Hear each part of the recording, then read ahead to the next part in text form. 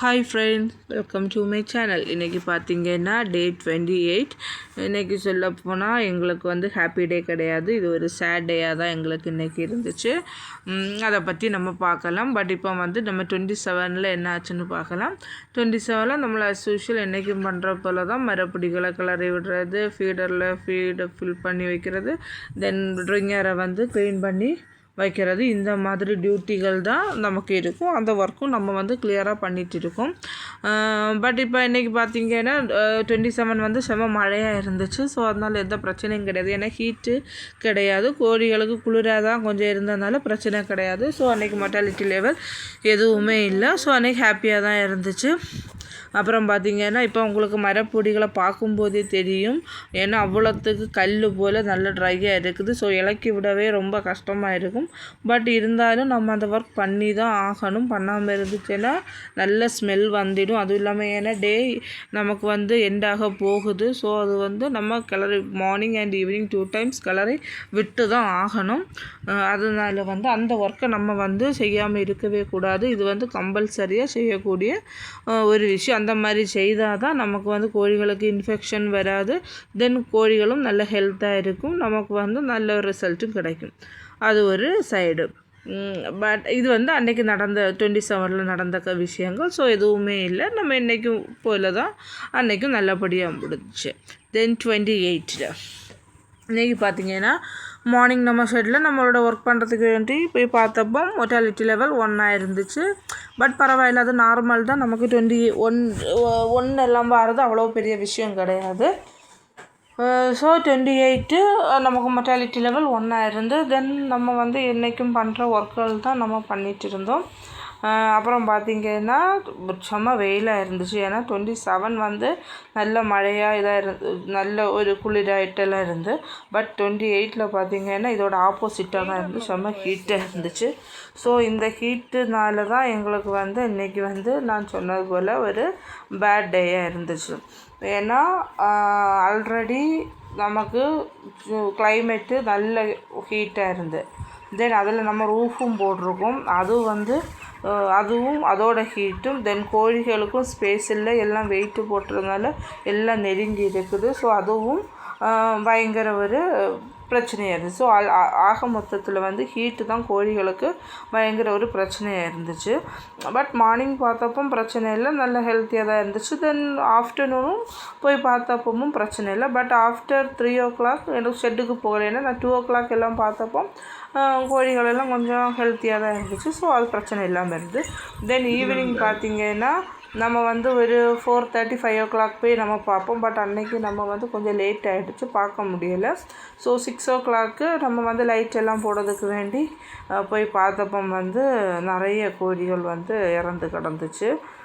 அதை பார்த்தப்போமே எங்களுக்கு வந்து ரொம்ப கஷ்டமாக இருந்துச்சு. தென் அது ஒரு அப்செட்டாகவே இருந்துச்சு. ஏன் இந்த மாதிரி சடன் ஆச்சு? ஏன்னா நல்ல ஹெல்த்தியாக இருந்த கோழிகளாக ஏதாச்சும் ஹெல்த் இஷ்யூவாக இருந்தால் கூட பிரச்சனை இல்லை, சரியாக அது போயிட்டுன்னு சொல்லலாம். பட் இது எல்லாமே வந்து ரொம்ப ஆக்டிவாகவும் நல்ல ஹெல்த்தியாக இருந்த கோழிகளாகும். ஏன்னா ஒரு மெயின் காரணம் இந்த ஒரு 3 to 4 o'clock எல்லாம் ஆகும்போது சன்செட் ஆகிற டைம், அந்த டைம் நமக்கு வந்து இங்கே வெயில் நல்லா அடிக்கும். அந்த ஒரு பிரச்சனையாக இருந்திருக்கலாம். அதனால் இந்த கோழிகள் இறந்துச்சு. தென் அனதர் ஒன் மிஸ்டேக் என்னென்னா, நம்ம 28 ஆகிடுச்சு. ஸோ 27 28 அந்த டேட்டில் ஆகும்போது கோழிகள் ஒரு 1.5 கிலோ 1.25 கிலோ ஆகிடுச்சாலே நமக்கு வந்து இதுலேருந்து கொஞ்சம் கோழிகளை எடுக்க வேண்டியது. பட் அன்னைக்கு நம்ம செய்த ஒரு மிஸ்டேக், நம்ம நெக்ஸ்ட் டே எடுக்கலான்னு அவங்க பண்ண ஒரு மிஸ்டேக்குனால அன்றைக்கி 28 ஈவினிங் நமக்கு வந்து 20 கோழிகள் வந்து இறந்துடுச்சு. அதோட மொர்டாலிட்டி லெவல் இன்றைக்கி 20 இருந்துச்சு. ஏன்னா அந்த 20யும் நல்ல வெயிட்டுள்ள கோழிகளாகும். அது பார்த்தப்போ எங்களுக்கு ரொம்ப கஷ்டமாக இருந்துச்சு. இன்றைக்கி ஒரு பயங்கர ஒரு மூட் அவுட்டாக இருந்துச்சு. ஏன்னா அன்றைக்கி 28 ஆஃப்டர்நூன் ஆர் ஈவினிங் இந்த கோழிகளை கொண்டு போய் இருந்திருந்தேன்னா நமக்கு இந்த மொர்டாலிட்டி லெவல் வந்திருக்காது. தென் என்ன பண்ண முடியும்? ஒன்றும் பண்ண முடியாது. தென் அது கொஞ்சம் எங்களுக்கு பார்த்தப்போ ரொம்ப ஒரு கஷ்டமாக இருந்துச்சு. தென் நாங்கள் வந்து மேனேஜருக்கு இன்ஃபார்ம் பண்ணியிருந்தோம். அவங்க அங்கே வந்து மொர்டாலிட்டியான கோழிகளையும் வந்து ஃபோட்டோ அனுப்பி எழுதிட்டு இருந்தோம். ஸோ அது பார்த்தப்போ வந்து அவங்க வந்து நைட்டு ஒரு 10-10:30 போல் அங்கேருந்து கோழிகளை எடுக்கிறதுக்கு வேண்டி ஆளுகளை விட்டுருந்தாங்க. ஸோ ஒரு நைட்டு 10:30 எல்லாம் கழிச்ச அப்புறம் கோழிகளை எடுக்கிறதுக்கு வேண்டி அங்கேருந்து ஆளுங்க வந்திருந்தாங்க. பட் அது கோழிகள் எடுக்கும்போது அவங்களுக்கு வந்து 1.5 கிலோ 1.25 கிலோ வெயிட்டு போதுன்னு சொல்லியிருந்தாங்க. அதுக்கு மேலே உள்ள கோழிகள் அவங்களுக்கு தேவை கிடையாது. ஏன்னா இந்த 1.25 கிலோ வரை உள்ள கோழிகளை தான் வந்து இப்போ இந்த ஷவர்மா, அல்ஃபாம் அந்த மாதிரி சிக்கன் ஃபுட் ஐட்டங்களுக்கு யூஸ் பண்ணுறது. ஸோ வெயிட்டு கூடுன்னா அவங்களுக்கு தேவைப்படாது. அப்போது அதுவும் வந்து எங்களுக்கு பார்த்திங்கன்னா கோழிகள் கொஞ்சம் வெயிட்டாகவும் இருந்துச்சு. அதான் நான் சொன்னேன்ல 28 மார்னிங் 27 எடுத்திருந்தேன்னா நமக்கு இந்த பிரச்சனை வந்திருக்காது. ஸோ நெக்ஸ்ட்டு டைம் நம்ம வந்து இதே போல் பண்ணும்போது கொஞ்சம் பார்த்து பண்ணலாம். ஏன்னா இது நமக்கு ஒரு பாடமாக இருந்துச்சு.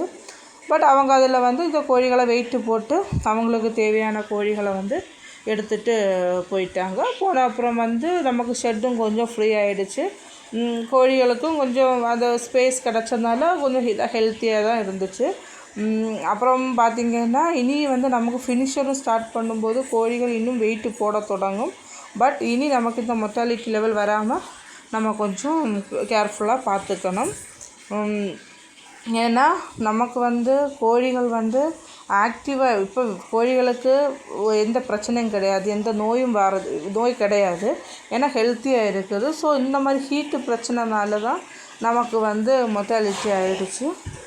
இனி நமக்கு வந்து இப்போ வந்து இவங்க வந்து இந்த கோழிகளை வந்து நைட்டை வெயிட்டு போட்டு கொஞ்சம் கோழிகளை எடுத்துகிட்டு போயிட்டாங்க. ஸோ இப்போ கொஞ்சம் ஸ்பேஸ் இருக்குது. பட் இனி ஒரு 2 days கழிஞ்சாலும் கோழிகள் வந்து வெயிட்டு போட தொடங்கும். ஏன்னா நம்ம வந்து இனி ஃபினிஷர் ஸ்டார்ட் பண்ணிடுவோம். ஸோ அது வந்து வெயிட் போடும். ஸோ இனி இந்த ஹீட் டைம்லலாம் கொஞ்சம் கேர்ஃபுல்லாக நமக்கு வந்து கோழிகளை கொஞ்சம் கூட கவனமாக பார்க்கணும். ஸோ நம்ம இப்போ பண்ண மிஸ்டேக் வந்து இனி நெக்ஸ்ட்டு டைம் பண்ணும்போது பண்ணாமல் இருக்கணும். ஏன்னா கோழிகளுக்கு ஹீட்டு ஒத்துக்காது. ஸோ நம்ம அதை வந்து கொஞ்சம் கேர்ஃபுல்லாக பார்க்கணும். அதுவும் இல்லாமல் கோழிகள் கொஞ்சம் டல்லாக அன்ஹெல்த்தியாக இருந்துச்சுன்னா உடனே நம்ம அந்த கோழிகளை வந்து கொஞ்சம் ஷெட்டுக்கு வெளியில் கொண்டு கொஞ்சம் நேரம் வெளியில் உட்கார இருத்துனா அது ஆட்டோமேட்டிக்காக நார்மல் ஆகிடும். அந்த ஹீட்டு போய் ஆட்டோமேட்டிக்காக நார்மல் ஆகிடும். ஸோ அந்த மாதிரி நமக்கு வந்து அது படிக்கணும். இன்றைக்கி வேறு இல்லை. நெக்ஸ்ட் வீடியோவில் இதை பற்றி போடுறேன்.